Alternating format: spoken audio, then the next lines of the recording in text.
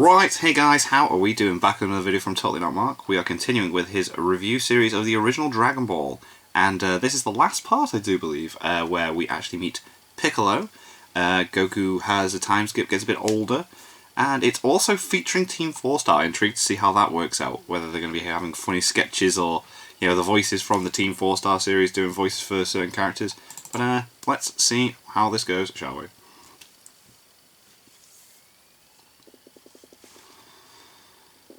The very first manga I ever bought was this, and in it was the 23rd Tenkaichi Budokai. Alright, so that's this series. A portion of what has now become my career studying and analysing Dragon Ball's story. Yep, they're all very good videos. When I say there's an argument to be made that this last arc, the 23rd Tenkaichi Budokai, right before the start of Dragon Ball Z, is the single best arc in all of the series. Oof, okay. As someone that's intimately aware of what comes afterwards. Yeah, damn. So, if you haven't seen this arc that acts as the prequel to Z, then buckle up because you're in for one hell of a ride. Oh, sick. This marks the beginning of Dragon Ball's best narrative streak and the peak of Akira Toriyama's powers as a mangaka. I can't wait to discuss this with you all. Oh, mate. So cool.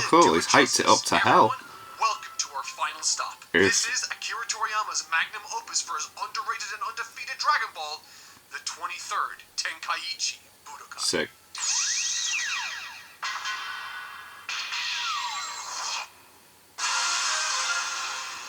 Let's go! Oh, is that the, Last week when I covered the That's the ninja dude that killed the guy with his tongue, weren't it? Dive into villain-driven narratives. Prior to that effort, the closest we got to stories surrounding big bads came in the form of the Red Ribbon Army and Tao Pai Pai, neither of which were necessarily the focus of the arc for extended periods of time, with the other arcs in the series outside of that centered around the World Tournament format stealing the show every single time. Yeah. With good reason. They're amazing. But Tournament that's arcs. what makes this arc Tournament we're discussing arcs. today so brilliant and standout in this early Dragon Ball material. Not only does this arc learn from and build upon the mistakes and narrative beats in the last arc, but it manages to deliver one of the best villain-driven stories while also being the single best world tournament in the entire series. In the entire series. In essence, Damn. this arc is the culmination of everything that came before it. Sweet. Training with Kami. Ooh. This introduction between Popo and Goku. Oh yeah, 'cause he's just got to the thing, hasn't he, when he was younger? To pass up, so I decided to reach out to my good friends Kaiser Neko, Lani Pator, and Masako X to help me introduce this special character. Sick. Oh my god. Oh wow, this is the highest up I've ever been. Grandpa did tell me God lived in the clouds. Yeah? Oh heck, does that mean I'm in heaven? Wonder if I'll run into him again. Oh no.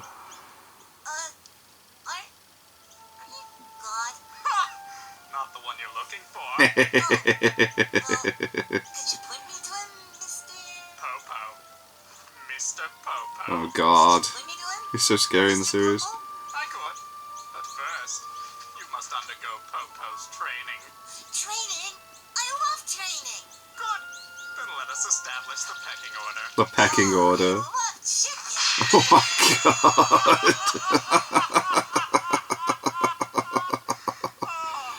The Popo encounter once atop the lookout is a fun affair with Goku trying to prove himself. Amazing. Training under Wow, so that could be the intro to Dragon Ball abridged, maybe? This brief but important encounter is that it highlights once again Goku's endearing and innocent sensibilities when it comes to his approach. Popo effectively tells him to get lost because he deems him weak both physically and spiritually. But in that instant, Goku demonstrates his strength of spirit by taking that criticism on the chin and using it as a chance to train and get And then keep getting better, yeah. Popo to remark. And through that character-driven choice made by Goku, we learn more about the lookout and what makes it a special place to train. Huh. Place is weird. Ah, right, okay. Air's thin. That is what natural exposition looks like. That's classic. That's really good. Primary lesson learned through this portion of the story, Goku wastes too much energy through unnecessary movement. And in learning how far he truly is from their level, from the bar Popo has set as a threshold to meet in order to qualify Let's establish for the pecking order. Instead of pouting, crying, or arguing his point, Goku just gets excited at the thought of working on himself to get stronger. It's not a matter of not being able to do it. For Goku, there's no self-pity, there's no self-doubt. For Goku, he sees this as a matter of time before he achieves his goal. Before he gets stronger. Yeah, that's sick. Enthusiasm and eagerness to learn then acts as the perfect character-driven trigger for Kami to remark from afar that he likes Goku. Aw. By simply being who he is, he, Just as much like cool. his prior mentor figures, gained favor with and access to the highest authority on Earth, Kami. Everything in this section is Wow. driven by character. He looks so cool. Charging at Kami, thinking he's an enemy to Kami's Oh, of course he would, wouldn't he? revelation. All of this exposition Whoa. is dispensed through those natural avenues provided by the character's driven motivations. It's honestly a remarkably efficient portion of this tale filled with personality, philosophy, and lore. He will train for 3 years in secrecy and destroy Piccolo once and for all next time. Class, cool. And with that comes an end to this nostalgic early era of Dragon Ball. Gone now are the days of childlike adventure and comedy-focused narratives. On the horizon now are battles. Oof, Hardened more villains adult hell-bent stuff. on world Yeah, man. conquest, with the only hope for mankind resting squarely on the shoulders of the generation that's being fostered in this early material. Right here, we say goodbye to this brand of Goku. For the next time we see him, he will have grown substantially. Sick. The 23rd Tenkaichi Whoop. 3 years later. The editor working alongside Toriyama at the time, Kazuhiko Torishima, as well as all those involved alongside Toriyama, were very much against this idea of aging up the character. Really? Mostly because it involved completely changing the character design. Oh my god, were they wrong? This wasn't something often done, and certainly not by what was, at the time, the leading manga in the industry. Yeah. The old adage of, if it ain't broke, don't fix it, must have resonated with more than a few surrounding Toriyama at the time. However, for him, it was something he desperately wanted to push for. Damn, cool. Following the appearance of Piccolo, the fights in Dragon Ball have become much more tense. Right, yeah.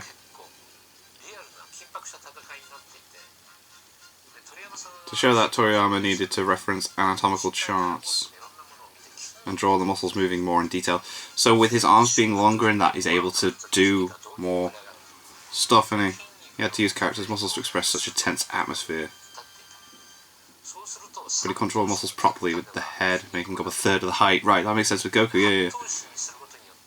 By drawing a ratio, the presentation of their fights would also be more realistic. That's class. Like, there's a lot of thought gone into that, isn't it?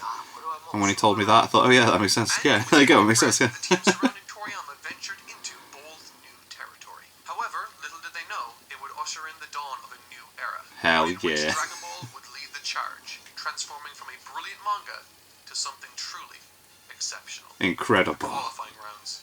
Describing this arc as the best tournament in the series isn't necessarily a controversial opinion. However, I think quite a few might struggle with effectively putting into words what makes it so special. There are plenty of noteworthy surface-level observations to be made, of course. The group of recognizable or fan-favorite warriors participating is larger than prior tournaments and significant. Sick, so everyone's in it. Yeah, 'cause there's been like 1 or 2 missing each time, hasn't The there? last 3 years concerning them. Specifically Goku, seeing as he's been training under pecking order for those 3 years. But for me, I think there's something else to look at which makes this third and final tournament of early Dragon Ball so special. The 21st, 22nd, and 23rd World Tournaments of early Dragon Ball are perhaps the best part of the entire series when considered as a collective. Right. Contained within these snapshots of Dragon Ball's history is a 3-part coherent and heartfelt narrative driven by a clear goal and sense of character. The 21st tournament details the instilling of key values onto both Goku and Krillin by yeah. Master Roshi, attempting to preserve their fighting ethic and cement a philosophy that, to this day, remains part of Dragon Ball's core message. Definitely. Fight not for status or for glory, but to better yourself and to protect others. Protect others, yeah, It's definitely. elegant, Oh. and it's a resilient philosophy. The 22nd tournament then contends with the natural progression or evolution of that very idea. Seen through the lens of a mentor basking in the twilight of his martial arts career, both he and we as an audience discover the latent potential of this new generation rising up as Roshi finally concedes and passes the torch. Passing it on, yeah. This idea Let then Goku rise up, reaches its natural, take his logical, place. and logical conclusion at the 23rd World Tournament, wherein the new generation of warriors They tested are not just the against each participants, other, yeah. but by their collective pasts. Yes. Climaxing in a refined and, might I add, perfectly integrated main villain to cap off this era of Dragon Ball in a fashion never before seen to this level in the series. It's outstanding, and it all starts here. The quarterfinals. Ooh, choo-choo. Casting your minds back to the 21st and 22nd Tenkaichi Budokai quarterfinal rounds, you'll no doubt recall some bouts like Yamcha versus Jackie Chan or Chaozu versus Krillin. But in Right. reality, most of those fights were throwaway bouts that carried with them little narrative significance outside of some gags. Simply a formality that would transport our main cast into the semi-finals where they would no doubt encounter much more interesting competition. Right. Goku versus Girin and Jackie Chan versus Manwolf are certainly quarterfinal Well, yeah, he fights that throws a match bone out of the evenly. thing, doesn't This he? is, however, exactly what sets this tournament apart from all those Everyone's before it. important. Every single fight from the quarterfinals onwards operates on an entirely different level. Nice, I like that. Not That's just class. characters together, but producing in themselves stories that are in isolation tied to the past and in other cases filled with mystery. Tao Pai Pai versus Ten Shinhan. Sick. This tournament is honestly a terrific. Because obviously the grenade would have done all that to him, so that's cool. Over Dragon Ball's lifespan. Utilizing the He was dangerous, man. with Tao Pai Pai by taking out Chaozu in a fittingly cruel fashion only served to build anticipation for his inevitable fight with Ten Shinhan in the quarterfinals. With his character intrinsically connected with Ten Shinhan's roots in the story, it made for a perfect opening to the qualifiers by closing the book on that part of Ten Shinhan's life. Cool. The story concerning this fight is effectively Tien coming face to face with his past, seeing it for what it truly was and moving forward from that. The tale of a promising young man led astray by the teachings of a ruthless mentor is as old as time itself. But when you house the climax to that very encounter in a tournament setting, you have for yourself the perfect recipe for a thrilling conclusion. Cool. Tao comes across as petty, psychotic, and eventually pathetic, as Ten Shinhan, thanks to the path he's taken since his departure from the Crane School, now possesses more than enough power to humiliate his former Awesome. mentor. Damn, and he was, yeah, he was so OP. Opportunity out of respect, pleading with him to resign. This one Nice. gesture then serves to highlight the extremes of both combatants, Ten Shinhan's strength of character and Tao's Oh, no. weakness of character. In the 22nd Tenkaichi Budokai, which featured Roshi against Ten Shinhan, Roshi demonstrated a philosophy which led Tien to ask if he had any pride, something he himself felt he needed to rely on somewhat. And in this fight against Tao, Tien has come full circle. He does not wish to win for glory or for to humiliate his opponent. Quite the opposite. This Whoa. is a fair form, Whoa. wishes for his former mentor not to embarrass himself any further. It's a brilliant fight that concludes in the fashion it should, highlighting for us how far Ten Shinhan has come. That's as a sick. character, and it's made all the better thanks to the stories that came before it. Ten Shinhan advances to the semifinals. Next up, Son Goku versus Chi. Name Withheld. Continuing Name the string Withheld. of iconic Whoa. quarterfinals matches and another that's It's rooted in the Chi-Chi. premise of the Dragon Ball story comes Son Goku versus this mysterious female fighter. Much the same way as the prior match with Ten Shinhan, this fight was set up or foreshadowed in the qualifying rounds, and I love it. Yeah. Goku's reintroduction to the series as an adult was a terrific and iconic scene in its own right, and it was written in such a way that allowed us as an audience to watch on in the know as they, Goku's friends, Figured it out. slowly discovered the person that they were talking to was in fact the little boy they had. Yeah, because they didn't recognize him, It's do they? a fun and playful scene which focuses on reaction rather than mystery, but this quarterfinals match takes the opposite approach in its effective and iconic reintroduction of the character Chi-Chi to the series. And while this isn't the most complicated mystery, I have no doubt it kept a few Wow. leading up to her eventual reveal. Awesome back seeing in her the actually 80s. fight like that. This was an impressive reveal, not necessarily because it's Chi-Chi, but because it was satisfying. And I think it achieved this level of satisfaction by way of one crucial element that needs to be present in all Whoa, mystery look at that. reveals. The audience needs to have all the necessary information before the reveal in order for it to be satisfying. Yeah, needs to And hit. Goku vs. Chi-Chi achieves this by subtly planting plenty of hints. The first most obvious one is that of the, quote, promise she keeps speaking of that's gone unfulfilled and her being angry that Goku doesn't remember it. The second, however, I Whoa. love the most because it's even more subtle. It's pointed out later in the arc closer to her actual reveal, but it's present long before then. And that is her accent. From Oh. the first meeting in the tournament up until the reveal, she speaks just like Goku with this thick country accent. And it's specifically that aspect of their last meeting as children which I really thought helped connect them in the first place. That's so cool. It's fitting how it's one of the indications that connects them here again. This is of course in addition to a number of other telling lines from Chi-Chi which by the end make her identity obvious. But it really helped this match achieve a unique sense of identity with it effectively being Goku's proposal. As usual, the paneling and action is great, and I especially love how Goku never even touched her in order to pick up the victory. It's a really Yeah. good fight rooted in history and endearing character writing. She got some moves though, that was Krillin sick. versus Piccolo Jr. Oh, mate. Off between the young Turtle School student and the reincarnation of the Demon King, is the first to not take from the past in any meaningful or direct manner like the rest do. Oh, okay. Which means this fight has to stand on its own 2 feet. Yeah, it's got to do something to stand out, doesn't it? Yeah. Boy, does it do. Oh, just cool, sick. that. Making up for the lack of history between these 2 characters, Akira Toriyama makes this fight one to remember through inspired choreography, near falls, Nice. and wonderfully creative. I am liking the choreography within the fights that I'm seeing within Dragon Ball. It's pretty damn good. In the entire series, bar none. Yeah. Something I thought was a nice touch. Whoa, Krillin and Piccolo, Jesus. Was to have Goku at least on some level involved. Before the Tenshinhan fight took place, Goku reassured everyone that Tenshinhan had this in the bag and was much stronger than Tao, with him in the end being proven correct. Right. In this fight, right from the top, Goku informs Krillin as to the strength of Piccolo and to go at him full power from the start. I thought this was a great choice as it builds the Cool. relationship between Goku and Krillin, with him effectively showing concern for his friend and lending advice, but it also helps to elevate Goku in our eyes, establishing him as a man that can accurately evaluate people. Yeah, that's cool, because as a kid he didn't really do that, he just like went with it. I really like this. Yes, The fight class. itself between Piccolo and Krillin is phenomenal. It's not the longest, but it does everything it can with the time it has. Yo. With the story of the match not necessarily concerning itself with Oh no, Krillin. but instead, can Krillin prove Piccolo Oh. wrong? Right from the start, Piccolo called Krillin a, quote, nothing. And in many ways, Nothing. this assessment sort of rings true for us as an audience too. And going into this, we aren't sure if he can do so much as anything to Piccolo.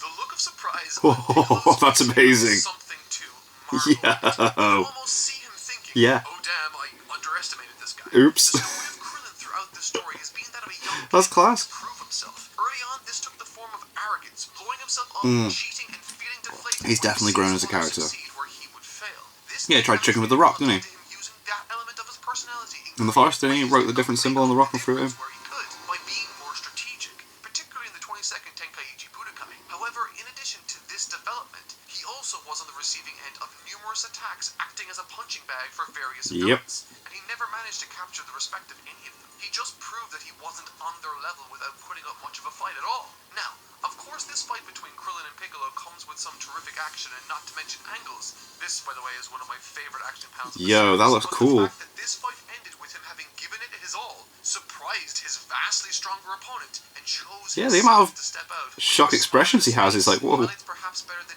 any other choice, the sort of growth and development Krillin has undergone as a character. Class. He's gone from an emotionally weak Whoa. fighter to one that understands his limits, accepts them, and works within those boundaries to do more than Yo, his go ahead, vastly Krillin. superior opponents ever might have expected. Leading Piccolo to say, I fear I won't be able to conquer this world so easily. Nice. Piccolo does come away with the Because of win. Krillin, jeez. With his respect. And next is the final fight of the quarterfinals. Shen versus Yamcha.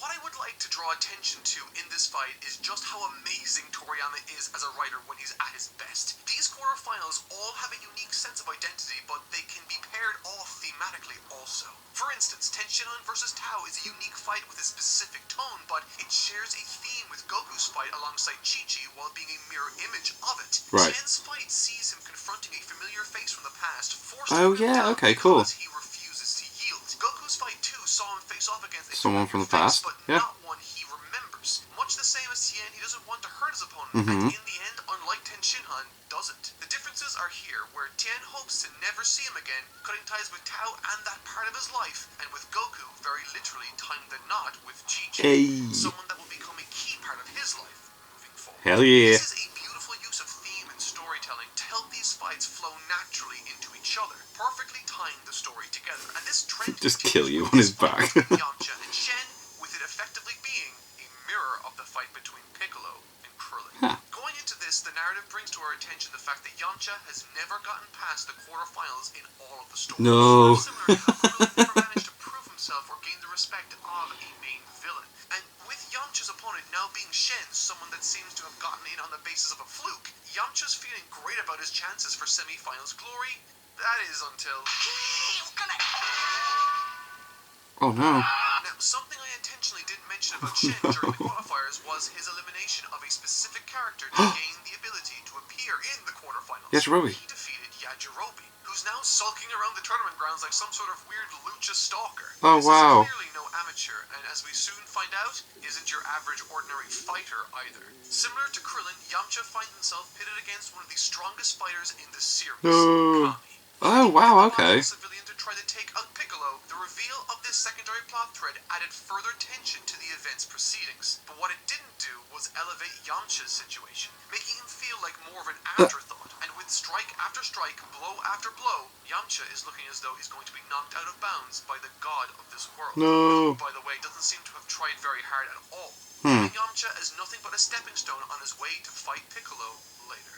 And this is where it gets interesting. As I mentioned, the story of this fight is a perfect mirror image of Piccolo's fight with Krillin. Right. Both involve winners that hide their identities to varying degrees for the purposes of the tournament. Both enter their respective battles anticipating it to be nothing special, but both get impressed by their respective opponents' abilities, with Piccolo taken aback almost immediately and Kami at the very end. Cool. In devastating fashion. Whoa. Whoa. Isn't a jump out of your seat moment? I don't know what is. Much like the prior fight, these Sick. demonstrating the initial strike of Yamcha's energy ball and the subsequent counter by Kami exemplify perfectly what it is about Toriyama's paneling that I adore. Yeah. There's such a powerful sense of He's movement that panicking now. He's got so serious. He's like, filled whoa. with life and flow. And in the end, revisiting these quarterfinals, I was honestly blown away by the level of quality present throughout. With the surprising level of thought having gone into the encounters, the themes present, and breakneck action paneling to rival any of the other tournament fights that came before it, and with the semifinals now approaching, I think you can now appreciate why I think the 23rd Tenkaichi It's sick. It's really good. very Damn. best arc the Dragon Ball series has ever produced. Here we The go. semifinals. Oof. Son Goku versus Tenshin. So that means you got Infittingly Kami versus Piccolo in the other one. Interesting. Are now acting as the semifinals for this tournament. The last time these two faced off, it was close, but Tenshinhan managed to squeak out a victory in the end to win the 22nd Tenkaichi Budokai. So, how do things measure up? Revenge. Well, the entire fight, while great, at its core is there to show just how amazing Goku has become. Nice. And I think Yeah, his main Tenshinhan character. was Let's do the that. perfect candidate to bring that out of the character. Similar to the prior fights, the paneling is stellar with some really interesting angles. Does Tien have that scar in his For me, I think the actual chest in Z? I think he does, doesn't he? So if so, that's class. That's where it comes from. Right. in fights. Weighted clothing wasn't Whoa. necessarily a new concept to Dragon Ball at this point, as it had been established during Roshi's training before the 21st Tenkaichi Budokai all Yeah, those years ago. However, as I alluded to earlier, never in this way before. This is once again another concept or idea introduced in early Dragon Ball. Hell yeah. Exceptionally popular later in the series. It's hard to think Toriyama took inspiration from this trope that is present in his ball. Yeah, yeah. Used to tremendous effect right here in this scene to achieve one thing, to place Goku in a position of mystery and control. Throughout this tournament, no matter what match was taking place in the quarterfinals, Goku would remark upon each encounter with tremendous insight and observation skills. Yeah. Leading to the idea that Bit of he is advice more and in stuff. control and more powerful than Cool. even we as an audience might appreciate. And that very aspect of the story being told through this fight is Well, I get it, emphasized man. Dragon Ball Z through fights don't very have like action. choreography like this. Concealing his power from both his opponent and us, the readers or viewers. Tenshinhan remarked Yeah, we're both that he was surprised at the impressed same by time, Goku's which is movement, class. But that his speed is still nothing compared to his own, leading him to outmaneuvering Goku at every turn. However, despite this, two things remained consistent. Goku never got tired, and Goku never had a problem tracking his movements. And Hey. this all starts to make sense when you realize he wasn't able to move as fast as he wanted to, placing Goku once again on another level above everyone else, which isn't an unfamiliar position for him to be in during these tournaments. Throughout the 21st and 22nd Tenkaichi Budokai, a key aspect of these tournaments surrounding Goku has been that of how competent he actually is, and the stories surrounding them have been discussing how best to overcome the mountain he presents to the likes of Roshi and others. However, what makes this arc unique when taking that aspect into account is that unlike the previous arcs where Goku is the obstacle, in this arc, Goku is the point of view character. The Right. hero. We see his internal thoughts as he tries to piece together what's going on between Shen and Piccolo, and even Tenshinhan and Tao, and that's what makes this arc so special. He's not the obstacle, Piccolo is. And Yeah. right now, Tenshinhan is blocking the way to Piccolo and that long sought-after first-place spot, strongest under the heavens. Needless to say, things aren't looking too good for the Crane School alumni, but what I really like about this section is that Tenshinhan doesn't roll over and take this sudden show of ability. No, of course not. Go on, lad. He's lost. Hell no. He's the defending champion. whips out a move no one has ever seen before, including Goku. In the past, we've seen after-image techniques, and we've even seen Tenshinhan grow extra limbs Yeah. in the prior bout 3 years So what ago. did he do? This time, he takes that to its natural conclusion Oh. by splitting himself into 4 separate but identical fighters. Whoa. And the presence of this scene serves 2 purposes. 1, to demonstrate how tenacious, gifted, and hard-working Tenshinhan is as a fighter, and 2, to show us all that Goku not only has developed physically, as made obvious earlier in the fight, but that he has sharpened his mind greatly also. ほら、おめえの弱点を Oh. 2つも見つけたもんね。 I really appreciated the angle this fight is taken. It places Goku once again in the driver's seat and creates all of this anticipation, with his very statement alone begging us, the readers, to try and figure out What the those weaknesses are. weaknesses Yeah. might actually be that he's talking about. Overall, this fight delivers on just about... It does that quite a few times, doesn't it? It's like when Frieza went gold for the first time, and then Vegeta's like, that. And Vegeta says he wants to jump in, and Goku's like, oh, you only do that because you figured out his weakness. Yeah. And we're like, what? Not only making sense, but because they made sense, it only further cemented how much more adept a fighter Goku has become over the last 3 years. Goku advances to the finals in dominating fashion. Nice. Next up, Oh, so he tries to trap him away. versus Piccolo Jr. With one match between That was the two Mafuba, rivals wasn't it, he now was trying to do having reached its conclusion, we press onward to another between Kami inhabiting the body of a civilian named Shen versus the reincarnation of the Demon King, his other half, Piccolo Jr. And while it's one of the shortest semi-final matchups, its design is simple but immensely effective. These semi-finals, while interesting in their own right with some interesting action set pieces, were designed with the clear mission of establishing and building up the contestants of the final matchup above all else. With this fight against Shen used to outstanding effect in helping to elevate Piccolo higher than we ever could Wow. possibly have foreseen.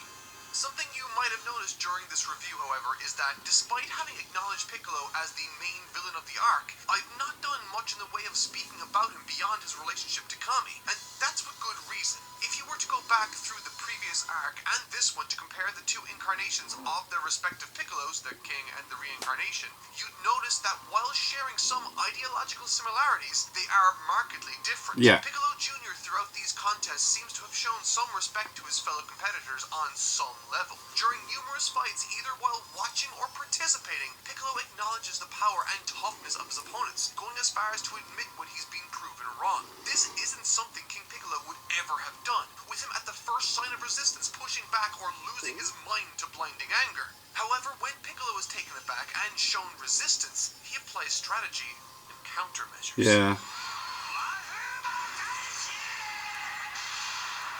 The fight itself is littered with some interesting back and forths with some telling pieces of dialogue and actions taken. It's an Whoa. effective fight lending opportunity to develop Piccolo, raise the stakes of the event, and even, at times, elevates Goku in subtle ways. During the Shen vs. Piccolo fight on the first page of chapter 181, after seeing the breakneck pace of the opening to this match, everyone is left stunned. Roshi, Krillin, Tenshinhan, Everyone's just Yamcha, like, what is going on? except for Goku. Without Cool. words, That's he class. stand out from the crowd ahead of his match in the finals. And on the topic of the finals match, there's a brief but interesting back and forth between Kami and Goku right before he goes out to fight Piccolo in the semifinals. And within it, the pieces are set for Goku to become the character he will remain for quite some time into Z and beyond. Throughout this series, Goku has been a character that when faced with expectation and reality, shatters those expectations, innovating new ways around problems Definitely. people never thought possible. At present, Kami doesn't think Goku has what it takes to do what he thinks Ah, so he's trying to get it done needs to first. kill Piccolo Jr., and Goku doesn't want to kill Piccolo, knowing it will in turn kill Kami. Right, There, yeah, my 'cause they're friends, linked, aren't they? lies Yeah. the main problem of this arc. Piccolo has sealed Kami inside a vial and swallowed it, and now Goku is the only fighter remaining to protect Oh no. Oh wow, what the oh Jesus Christ. But if the last number of arcs, and indeed these last couple of fights, have taught us anything about Goku, it's that when he's backed up against a corner and given 2 options, he's the sort of character to grit his teeth, dig deep, and create a third, to find another Hell way when yes. no one else could. This is what I call a true hero's moment, and it's all coming to a head for the finals of the 23rd Tenkaichi Budokai, the finals. Oof. Piccolo Jr. versus Son Goku. Of all the fights in Dragon Ball, none other better signal the rise of the younger generation more so than this right here. Goku, who surpassed his older master, and Piccolo, who's just dominated Kami. And it all comes to a head in the finals of the best tournament in the series. It's established early on. Yeah, we get it. that This is the Goku best. fighting with his self-imposed handicap. Well, okay, actually two. Not only does he want to defeat Piccolo, but he needs to protect the spectators surrounding him. And in addition to that, he still wants to win the tournament. Jesus. All this time, as an audience, we've been focused on Piccolo and the threat he presents, overcoming him and freeing Kami. But Goku, he just might do it. Something of note also during this match is that the battle contains the inspiration for some of the most iconic moments and set pieces from Goku's fight with Vegeta. Oh. Take, for example, their beam struggle during the Gorge battle. Yeah. It's iconic, but the exact same scene took place with the exact same framing in this battle with Piccolo. Cool. And if that wasn't enough, remember Goku's battle with Uzaru Vegeta? Yeah. Oh. Wow. The difference between these two battles with giant opponents is how the scene serves Goku, or depicts him for lack of a better term. In the Vegeta fight, as many of you might remember, Goku is firmly on the back foot, which admittedly has its own benefits in it creating additional tension moving towards the climax. But in this Piccolo fight, the size disparity isn't used to overwhelm Goku, but to instead subvert the audience and prop Goku up and demonstrate how tough he is and how intelligent he can be. Right. He openly refuses any help from anyone else like Tenshinhan or Krillin, citing Oof. grounds for disqualification, Got my eye. something he's actively trying to avoid while trying to defend himself against Piccolo. But perhaps most impressively, and what makes me prefer this version of this set piece more, is how Goku uses it to manipulate his opponent to create new solutions never before. Oh, wow. We got Goku is the... faced with a hopeless situation. He will create a solution no one thought was possible, and he did so here. Not just with his strength, but with his strategy and intelligence. That was This is class. how you Cool. communicate to your reader or viewer that your character is strong, that he's a powerful individual, not with big numbers or screaming, but showing us firsthand the effort and misdirection he forces Piccolo to work through. It's an impressive display, placing Goku on a pedestal alongside Piccolo. At this moment, it truly feels as though two demigods are duking it out, with no other living being even remotely coming close. Demonstrating innovations on techniques I didn't even know I wanted, like firing Kamehameha with his feet. Whoa. For a punch. It's incredible, the creativity on display here. And despite everything that's on the line, time and again, he's forced to deny the help of... Damn, this fight seemed brutal, man. While a great and impressive part of the Oof. story concerns itself with Goku overcoming the odds and managing to unleash more and more ability and power his friends never thought he had, the other half of this battle is supplied by Piccolo, who in turn shows his own brand of toughness and grit to push through. Whether that be the strength he demonstrates, the techniques he amazes us with, Oh, or the God, gets him secret blast by his own abilities blast. of his race, it seems this character can create his own alternative options when all others are taken off the table. And this tough, tenacious dynamic Piccolo brings to the table for Goku brings out the best in his character. Both need this victory. So much is hanging in the balance, and despite all of this, Goku still refuses to treat this like anything other than a tournament. And this moment, this right here, this is where Goku stole Piccolo's soul. It's in this moment Goku, steam rising off of him and clothes tattered after taking the very best Piccolo has to throw at him, remains standing upright before him, smiling. Whoa. An outrageously brilliant fight. After taking the absolute best this warrior has, Goku rallies himself one last time, and with fear in Piccolo's eyes, the young man sprints towards the would-be Demon King, landing a devastating elbow to his jaw. take It's that. honestly difficult not to just sit back and commentate over all of this Oh, fight. The wow. fights surrounding this section of the manga are some of the best in the series, and even Osamu himself took inspiration for Oh, this cool. Dragon Ball Super manga. The poses are just incredibly dynamic. The layouts are incredible. No, what? The entire story of early Dragon Ball has centered around a specific philosophy. To not train to win, but to better yourself and to protect those that are defenseless. In the 21st Tenkaichi Budokai, Roshi desperately wanted to instill this lesson in the young warrior, and in doing so, learned that Goku was something truly special. Even when he was a small boy, he could see that there was something outstanding waiting to be tapped into. Even back then, it was apparent he wasn't like the others, pushing his master to his absolute limits. In the 22nd Tenkaichi Budokai and beyond, Goku gained the responsibility that such power brings with it. Not because he wanted it, but because it was who he was. And in the face of that, alongside a new generation, Roshi hung up his gi for good. For the first time in many years, a young boy was able to stand up when others couldn't and save the world. 3 years pass. Now a young man, Goku's little body lays defeated on the ground before Piccolo, who is now celebrating his conquest of the Earth. And in no more fitting a fashion, as Kami rallies the remaining Earth's defenders to intervene, life surges back into Goku.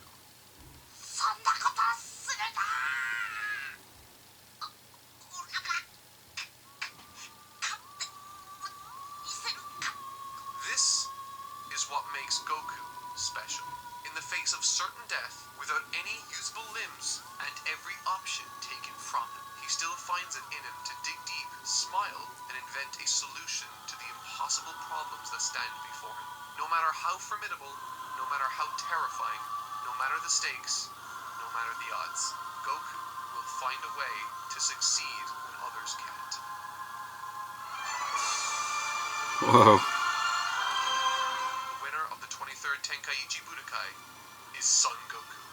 Nice. This arc, sandwiched between 2 time skips, contains more passion, skill, vision, and love than many other arcs in this series, and indeed many other stories I've ever read. I started this video series in the hopes that it would shed some light on why I loved this story so much, and I hope I've managed to introduce at least a few of you to what I consider to be one of the most underrated stories to have come out of Japan. This was a much needed, enjoyable trip down memory lane for me. I haven't had the best year and a half, but this story definitely has lifted my spirits in times when nothing else could. I thank you so much for taking the time out of your days to share it with me. I don't know what the future holds, but I'm excited, and I hope I'll see you there. I'd also like to thank TFS for contributing to this video. That was very cool. Best of ways. They are some of the nicest, most accommodating individuals to work with, and you can find everything from their personal Twitters to their YouTube channels down below in the description.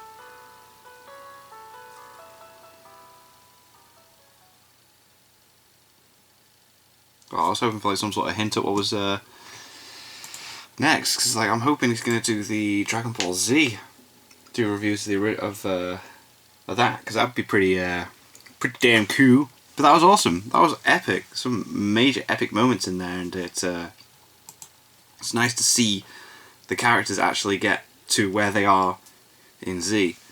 The choreography of those fights is incredible. Like Z's just like blast, blast, blast, flash, flash, fly, blast, blast, blast, couple of punches like where you just like the speedy hands like blocking each other. That Chi-Chi Goku fight looked really, really cool. Yeah, that was class. And yeah, I do hope he does the Dragon Ball Z reviews. That'd be awesome. Thank you to my patrons. If you want to have your name at the end of every video I upload, link is in the description to the Patreon page. $1 a month is all they ask to help support the channel.